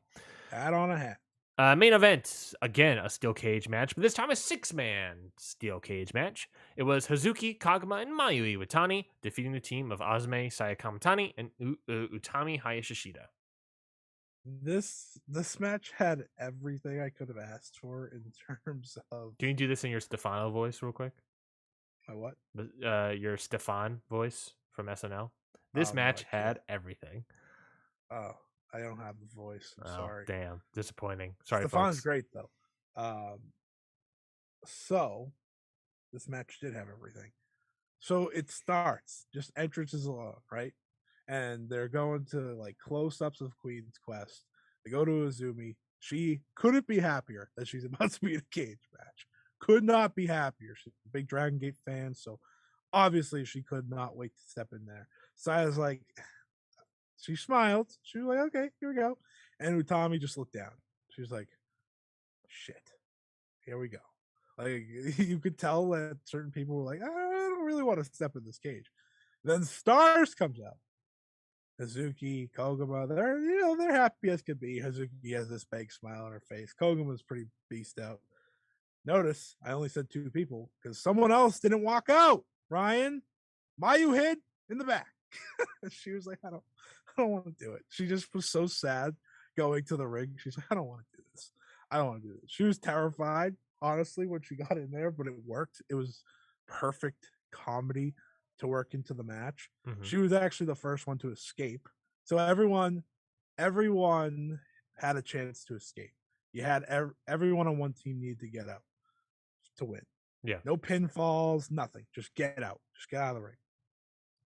So that's what happened. Mayu did great while she was in there, but she was the first one out, and then Saya Kamatani was the second one out.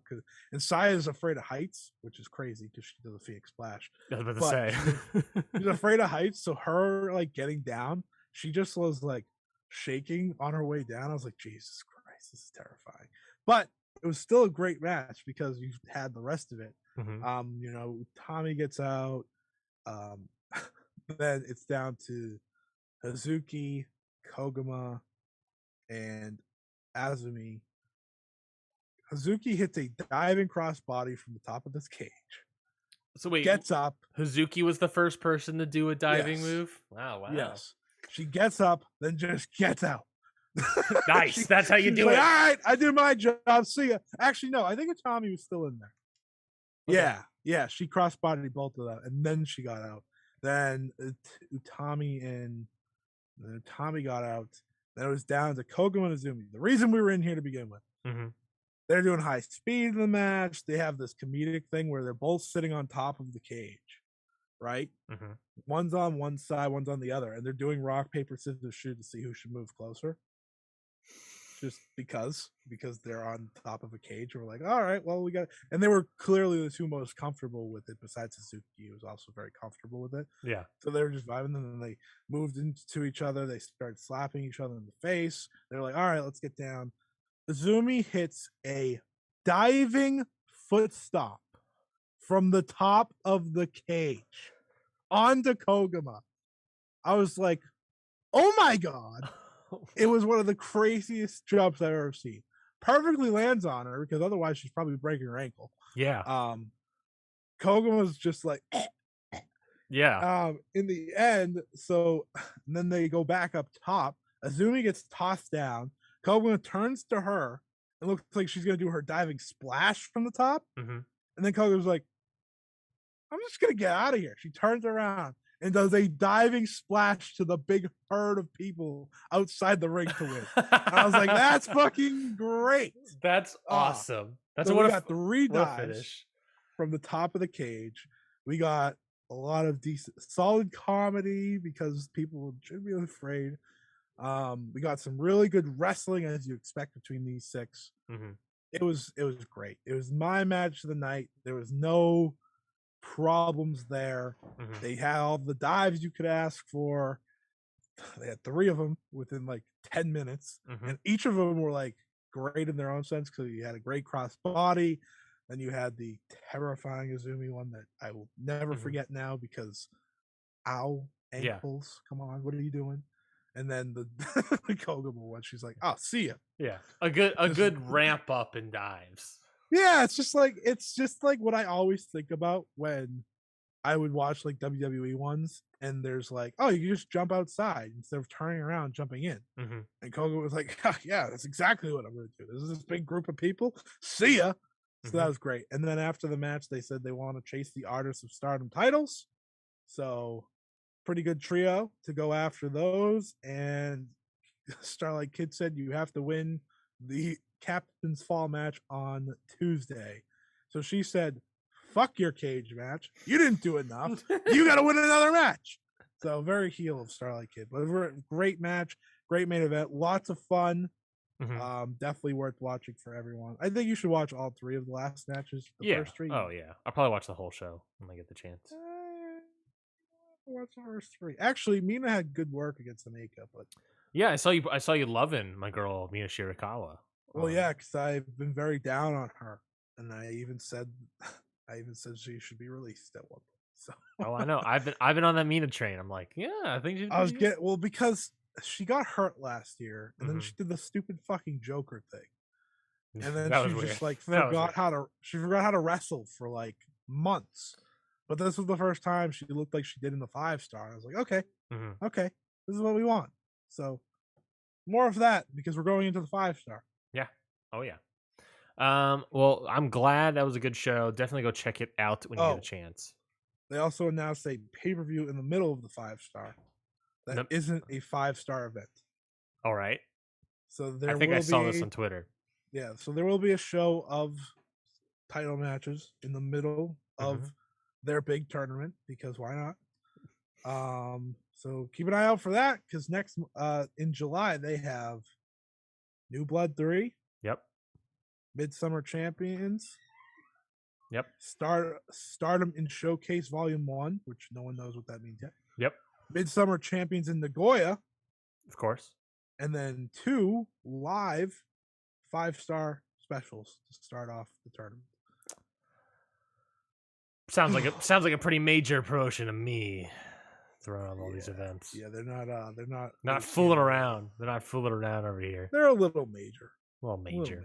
Little minor major. A little minor major. All right. Well, and then that was today. On Saturday, we have our last topic here. Saturday for WWE World Wrestling Entertainment. Very nice. In the MGM Grand Garden Arena. Again, this got moved from Texas to Vegas on Fight Weekend. Allegiant Stadium to Texas, MGM Grand Garden Arena, Paradise, Nevada. We have Money in the Bank this Saturday for WWE on Peacock. We got the majority of the card announced so far. As of this recording, they still have 3 more people announced for the ladder matches. But we have the majority of the card already with title matches included. So, Scotty, would you like to go through this card with me today? Oh, I can't wait. I don't know when the hell we're going to review it yet because we obviously haven't figured that out. But we'll review it next Sunday, right? Well, if we do Sunday night, yeah. Oh, do you have to work? I have to work. So you're saying that next Sunday it's gonna be Ring Post Radio Nights. Ring Post Radio Nights. Yes, Ryan's favorite. It's been a while. And then the next day is the 4th of July, and I also have to work, but I will be remote for that. So beautiful. That's cool too. Okay, well, we'll be talking about the review of that, but right now let's preview this show. First up, we have a unification match. I don't know if they've actually been advertising as a unification match, but here it's listed as a WWE Raw Tag Team title and WWE SmackDown Tag Team title match. Well, no, not a unification match because the Usos already have the titles. It's the Usos against the Street Profits. Oh, That's it. It's the Usos versus the Street Profits. cool. I mean, the Usos are gonna win. Not really. You don't see them that excited for the Usos versus the Street Profits. I mean, I probably saw it before. I mean, I would imagine we definitely saw it before. I hope Montez Ford turns on Angelo Dawkins or something because they could use a new star. Yeah, that's definitely true. They could use somebody. SmackDown women's title match: Ronda Rousey versus Natalya. They're going to war. Ronda's had enough of Natalya making fun of her looks, and they're making fun of each other's looks, and plastic surgeries or wherever the heck is happening. So now Ronda's having I believe this is her first title defense against the Boat, Natalya. I don't think it's her first title defense, by the way. I have no idea. No. That's great. It actually no. She defended against Raquel Rodriguez recently. Of course. Okay. Where do I collect thoughts here? It won't be bad. Mm-hmm. Probably. I mean, if you want to name like the most vanilla wrestler in WWE all these years later, it's probably Natalya.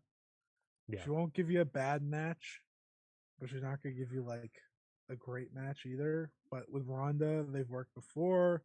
Yep. Obviously, they trained together. It'll be fine. Should be good. Yeah, you know, sure. Better than the build. You know, that's the thing is that sometimes people want builds, but sometimes the builds are ass. You know. Anyways, Ronda will retain. Raw. Thanks. Yeah. Thanks. Raw women's title match: Bianca Belair versus Carmella. That's right. With Rhea Ripley not medically cleared to compete at WWE Money in the Bank, the toughest will take on the wickedest as Bianca Belair to defend her Raw Women's Championship against Carmella. They did this exact same thing last year when Bayley got hurt. Exact same thing. Yeah, just put Bayley got hurt in Carmella. And they plugged Carmella right into the match. Mm-hmm. I don't care. Like this. Listen. This pay-per-view sells itself on 2 matches. Mm-hmm. Money in the Bank 1 and Money in the Bank 2. Mm-hmm. Sometimes they sprinkle in a good match or two, or you get CM Punk versus John Cena. That doesn't happen much. Doesn't happen often anymore. You get it that one time. But this sucks. This is not fun. Bianca Belair is great, but I couldn't have less interest in watching Carmella in 2022. Next up on the card is actually Bianca wins, by the way. Yeah, 100%. I think this is actually a legit. Her versus Ripley was like an exciting match for me. Yeah.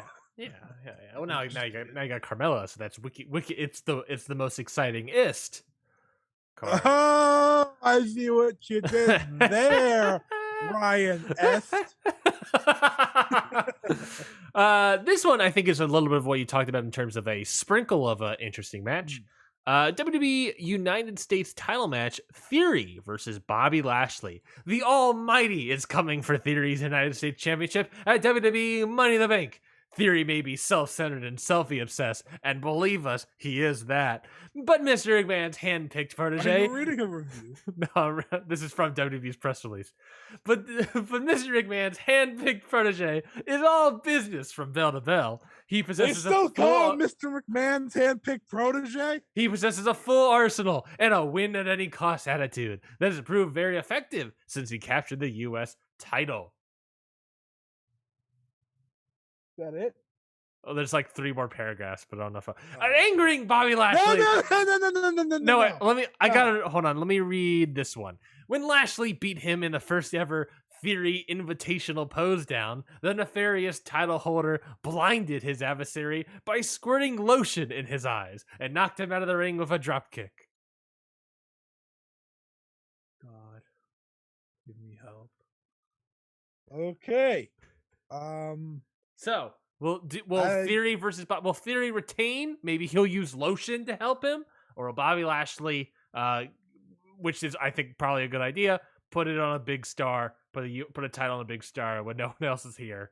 Well, are they doing Theory versus Cena? That's also true. They've been teasing a lot of Theory versus Cena, but I guess they're doing that. It does feel like Theory would probably lose the title. Yeah, that would be a smart idea, unless they want Cena to win the title. But I would sign up for Cena winning the title. Don't get me twisted here. If John Cena wants to walk back in here and win a title, give it to him. But that's not happening. Sure. I mean, this match could be pretty good. I will say that. I definitely don't need to. Lashley wins. I don't know. You just told me they're using lotion, which is fine. You can do whatever you want. Like, hey, it's fine. But what? For the women's Money in the Bank ladder match, it's happening this Saturday as well. The match is a train wreck. The competition is heating up for the explosive. Please stop reading the presser. As 8 elite female superstars will fight through the chaos. It says 8, but we only have 6 here so far. And the men's one isn't filled either. So yeah, it says 8, and for some reason, Cage Match thinks it's 7, but this says 8. Elite female superstars will fight through the chaos in a career-altering showdown in the hopes of climbing the ladder and seizing the prize Money in the Bank briefcase, which guarantees the winner a world championship opportunity whenever and wherever they want. So far, the women announced for this women's Money in the Bank. There's only 6 so far, so we'll get 2 more on Monday and SmackDown, I imagine. We have Alexa Bliss, Liv Morgan, Raquel Rodriguez, Lacey Evans, Asuka, and Shotzi, with 2 more to be announced upcoming. Oh, it's gonna be a train wreck. Oh, it's gonna be bad. Lacey Evans probably to win the women's Money in the Bank. So sounds like a them type of thing to do. Or Raquel Rodriguez. I don't know how high they are in her. I'm gonna go with Lacey Evans. They really like Lacey Evans, and I think her winning this. Someone has to. They're really high on Lacey Evans, and I think her winning the Money in the Bank briefcase would be a good way to like reinvigorate her and like re-importanize her. That's a phrase. Re-importanize. That's a Ryanism right there. I don't think they'll do it to Liv Morgan. I don't think they'll give it to Alexa Bliss. I don't think they could give it to Raquel. I think Asuka's a solid choice. Ash last year. They can give it to anyone. I saw a stat, I think, that said one person has held it past one day. It's Carmella. The first one. Because they don't know what they're doing with it. And so they just want to get rid of it. I guess really the idea here, Scotty, is who could win the briefcase here and cash in on Bianca Belair? Who can cash in on Bianca Belair either today or tomorrow, or Saturday or Monday, which would be 2 days. That would be 2 days right there. I would like if they gave it to Lacey Evans and then she tried to cash in on Ronda and just lost. Oh yeah, I guess they could cash it on a Ronda too.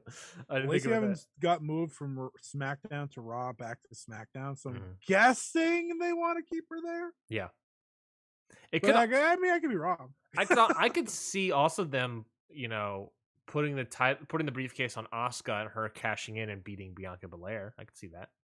Yeah, if I had my pick, I would have had Liv Morgan win it last year. So now I don't care. I think if they want to do a long-term build with a briefcase holder, Becky's gonna be in this. She has to be in this. Oh yeah, she is not currently announced for this at all. She's not On the show. She could win. She's Becky. I think she might challenge for the 24/7 title actually. Okay. They need to start turning her baby face, by the way. They're running out of time.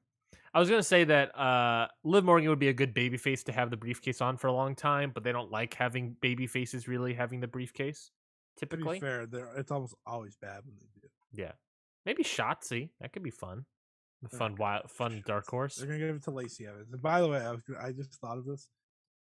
I think Tiffany Stratton's just the better version of Lacey Evans. Like in terms of the blonde girl that they like I think Tiffany Stratton, who's wrestled maybe a year, is already better than Lacey Evans. Mm-hmm. From the one match that I've seen Tiffany Stratton have, which was against Roxy, it was really good. So maybe there's a reason there that it was decent, but I just wanted to put that out. Lacey Evans is well. Finally, this Saturday is the men's Money in the Bank ladder match. This match looks juicy. The competition is heating up for the explosive 2022 men's Money in the Bank ladder match, as 8 of the best male competitors in WWE will fight tooth and nail in a career-altering showdown in the hopes of climbing the ladder and seizing the prize Money in the Bank briefcase, which guarantees a future undisputed WWE Universal title match. That's right, they copied and pasted the first paragraph on each Money in the Bank presser and changed some of it. I appreciate that. So again, we're going to have 8 people here. They've only had 5 announced so far, so they got to announce a lot more in the upcoming days. But so far, we have announced Seth Rollins, Drew McIntyre, Sheamus, Sami Zayn, and Omos, who... I forgot to tell you. Before we talk about this stupid fucking match. Actually, no, this will probably be good, except it has Omos in it, so temporary. I hope he gets the Big Show ladder again, where it's like a ginormous ladder. Love that thing. I forgot to tell you, Saya Iida did the Yuji Nagata thing. The chops? No. Oh, the eye roll? The armbar and eye roll. Yeah, baby. Not only did she do it, she won with it, and then the referee was like, hey, and she was like, whoa. Yeah. So yeah, she's fully going Yuji Nagata. Saida confirmed, big All Japan fan. She got taught it by Yuji Nagata, so that's why she's doing it. Yeah. Okay, so men's Money in the Bank. We got Seth freaking Rollins. Don't forget it. My apologies, sir. Don't forget it. Don't you ever forget it. We got Sheamus. He's good. I enjoy Sheamus. Mm-hmm. We got Drew McIntyre. Drew McIntyre is good, but he's not winning. He already has his title match, but let's just act like he does. Sami Zayn, who I'm really excited about it, because if you wanted a baby face, I'm just saying, maybe for the first time in what feels like to be a long time, you could turn him. And then you got Omos, who's bad, but whatever. He could probably do something stupid that works enough. And then you gotta fill 3 other spots? 3 other slots. All right, so you gotta get Ezekiel in there. You gotta get Elias in there. Oh, Elias and Kevin Owens. Ezekiel and Kevin Owens are good people to put in here. That's pretty good. And then someone from SmackDown. Yeah, someone on SmackDown. Who's on SmackDown? Butch. The Intercontinental Champion, Gunther. They'll stick Ricochet on this thing. Ricochet is the kind of guy you'll put in this. They'll be like, "Oh, do you know who we need to do crazy shit?" What about a returning Big E? That would be dumb. The guy just comes back, ladder match. Well, it is WWE, man. They tend to do this sort of things. Oh, so this is fun. This is gonna be the most fun thing we talk about here. So have you ever went on the WWE.com site and went to their shows? Don't click it now if you're on it. I'm on it right now. Oh, I'm on Superstar. I'm on the Superstars looking at the SmackDown roster. What about Pat McAfee? Okay, so I'm on the WWE.com thing, right? Mm-hmm. And they have each show emblem. Okay, here's the top stars for each show. Yeah. I will give you 10 guesses to guess the Raw 6. Cody. Yeah, Do you mind? Can I look at the Raw roster? sure. I think I'll need help. Becky Lynch, Yeah, Seth freaking Yeah. Rollins. yeah. And It's all about the last two. I know I got 3 more slots left. Kevin Owens. Nope. Sorry, man. Bold for you to think that they liked him that bad. We're gonna do a SmackDown one too. All right. This is how we're filling out the rest of the Randy. Nope. Rey Mysterio. Yes. Yeah, I didn't think you were gonna get him. He's colorful. Okay, so you're at 6 guesses. You have 4 more to get 2 people. I feel like they have another woman. So I'm gonna guess maybe Liv Morgan. No. Bianca. Oh, Bianca. Yeah. Okay. Yeah. So you got 2 guesses left for the last one. Is it a guy or a girl? It's a guy. Oh God. Bobby Lashley. Nope. You got 1 guess left. So who's the guy so far? It was Cody. It was Seth. Rey Mysterio. Rey Mysterio. I'm gonna say it's someone young, so I'm gonna say Theory. No. Someone young. The rated R. Jesus Christ. Jesus Christ. Edge. Someone young. It was the other direction. It was someone old. Let's play the game again. This All time right. for SmackDown. We need to have which is music. even more interesting. All right, you got 10 guesses, 6 people. Go. Hold on. Give me 1 second. I think I lost my voice on the super. Yeah, it sounds like it. Actually, you know what? We're gonna do NXT too, just because I want to break you. I got game show music playing. All right. SmackDown. All right. So SmackDown, Big E. No. Roman. Yeah, I don't know how that wasn't your first guess, but okay. I just saw Big E. It's 2 guesses, 1 person. I don't. Ronda. Yes. Okay. You're not gonna get at least one of them. I don't think this is a great game. This is who they see as their top stars. I don't think Sasha is on there anymore. No. I don't think Shinsuke. You have 5 guesses too. Sheamus. No. All right, Xia Li. No. You got 3 guesses for 4 people. If you get them all in a row, I'll allow it. All right. So to win the game, to win the SmackDown portion, I have to get all 4 straight, even though I have 3 guesses. This has been an embarrassing showing. This is Xia Li. Drew McIntyre. Yes, that's 1 of the 4. Charlotte Flair. Yes, that's 2. Yeah, baby. Yeah, baby. 2 more. Oh, God. These were the toughest 2. I'm stressing hard. All right, so who? Oh my God. Have you seen this Money in the Bank poster? Yeah, it's hilarious.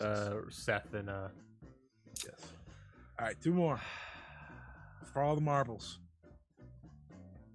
So the people I'm thinking, these are my guesses. The people are thinking. No, you can't do that. Okay, I can't do that. All right. I'm gonna say Ricochet. Damn it. The other 2. The other person I was gonna say was maybe Sami Zayn. Yes. Damn it. And Rachel Rodriguez. Did you say Rachel Rodriguez? I know it's Raquel, but why don't we just change her name? Oh my God, they have NXT UK on here too. I won't make you guess. Please do not ask me that. Do not ask me that. NXT 2.0, and then we'll call it a day. We can end the show. Who is Amari Miller? Totally. Anyway, sorry. I was just looking at the roster page for NXT. I was like, who the hell is Amari Miller? I haven't seen her. NXT 2.0. All right. Braun Breaker. You get 10. Yeah. This Cool. should be easy, honestly. Cameron Grimes. Nope. All right. Spoke too soon. Carmelo Hayes. Yes. Cora Jade. Yes. So I got 3 with 4 guesses. Yeah. Grayson Waller. No. That's 5 guesses. Io Shirai. No.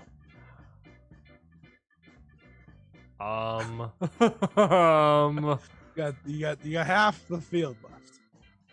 Tiffany Stratton. No. Really? That's 6 guesses. Santos Escobar. No. That's 7 guesses. Of how many people left?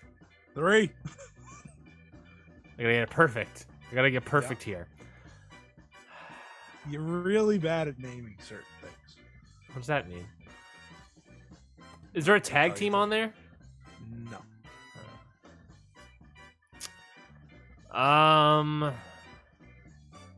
Freaking Christ, dude. I'm just looking at this roster like a bunch of no names. I thought this would have been a lot easier for you. Mandy Rose.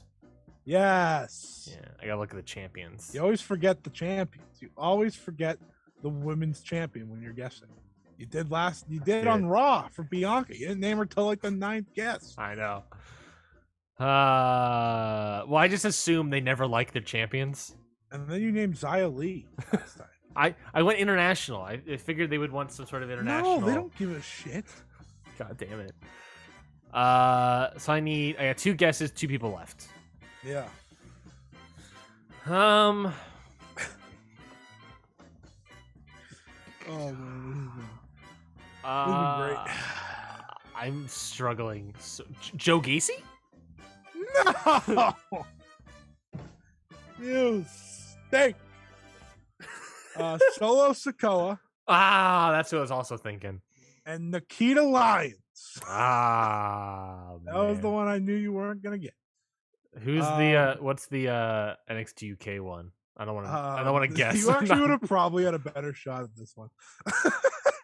I'm looking at it right now, and that 6th person on the right, I have no idea who that is. I've never seen that person in my life. Aofi Valkyrie or something. Sure. Something like that. Sure. But for the people at home, it's Trent Seven, Tyler Bate, Dragunov, Satomura, and A-Kid and Aofi, or whatever the fuck her name is. Wow. Or do they have something for Level Up? Can you guess the cast of Ms. and Mrs.? Miz? Nope. What? All right. Well, that was fun. That was Money in the Bank. That was our Money in the Bank. That was Money in the Bank. It was a good run. We didn't even say who I think we thought was going to win it, but I don't care if we say that. So I'm just going to... we got 3 more people to add to this dang thing, so it could be someone that's not even announced yet. So who the heck knows? Who the heck cares? You know what? I'm gonna call it. I'm gonna call who I think's gonna win the men's Money in the Bank. Go for it. Seth Rollins. Claudio. Oh, Jesus. Imagine. Just imagine. Well, that's it for everybody. That's a little bit of a short episode this week, but Scotty needs to go take a nap. You're getting a double dose. Yeah, you're getting a double dose. So what that really mean is if you're a new listener, he's smoking again. So if you're a new listener, what that means is tonight, after Forbidden Door, Scotty and I will do a instant reaction, but that's not going to be live for anybody. That's going to be published on the feed tomorrow morning. So there will be an instant reaction show immediately for you on Monday. If that makes sense. I used a different term for it. I didn't use instant reaction. I used a different term, but I don't remember what my term was for it. Because it's not an instant reaction. Immediate thoughts? Maybe that's what it was. That's basically the same thing. Why wouldn't it be an instant reaction? It's Yeah. us literally getting on to talk about it right when the show ends. Yeah, but I guess it comes out later. But yeah, it is our instant reaction, comes out a day later. So, Comes out like 8 hours later. Yeah, that's true. You just go to bed and wake up and it'll be there. So there'll be that. So tonight we'll be recording that after Forbidden Door. So I guess if you have any questions, direct them over to us at CountOutPod. The Twitter account for Countout Network will field those questions for us. Or if you have specific questions and complaints, you can field them all to at Scott E Wrestling or at Ryan Knightsey on Twitter. If you have complaints, do not come to me. I don't want to hear. How dare you come to him? Matches of the week. Hear your complaints. Matches of the week. Scotty, what were your matches of the week? I don't know. Either Hiromu and Ishimori or Andrade and Phoenix. Yeah. I can take the Andrade Phoenix one if you want to take the Hiromu Ishimori one. You know what? No, I don't. I want to take the other one just so you can fish for something. You bastard. Well, maybe you should have liked the New Japan match more. Well, I'm gonna pick Ishii versus Kanemaru. Oh, because I haven't seen the Connors one yet. Well, that sounds like someone's fault. It is my fault. Kanemaru Ishii, great. It like what I liked about the tournament is putting the juniors and heavyweights together and seeing an Ishii versus Kanemaru match. It's like I'm getting hiccups now. It's refreshing. It's nice to see that sort of matchup. It was a very good match. They had great chemistry together, so I liked it a lot. I like it a lot. Yeah. If you like the show, you can subscribe to Ring Post Radio. There's a little QR code if you're watching the video version, but of course you can get the podcast audio version anywhere you get podcast, whether it be Apple Podcasts, Google Play, Spotify, Stitcher, anything like that. Again, it's going to be the immediate reactions to Forbidden Door is going to be audio only. So if you want to hear our thoughts on Forbidden Door, we're not going to be talking about it on this show proper. So if you want our thoughts on Forbidden Door, they're only going to be audio only. So make sure you subscribe to wherever you get podcasts, Apple Podcasts or whatever, so that you can listen to our Forbidden Door immediate thoughts when that is released. Beyond that, you can also leave a 5-star review on Apple Podcasts. We would greatly appreciate it. Just some kind words or mean words, as long as it's 5 stars. I don't care. About the show, and we would greatly appreciate it. I believe that is it. Scotty, any final thoughts? No, you'll hear from me later. He's got to take a nap. So thank you, everybody, for listening to this week's episode of Ring Post Radio. We'll catch you all on the flip. See you later.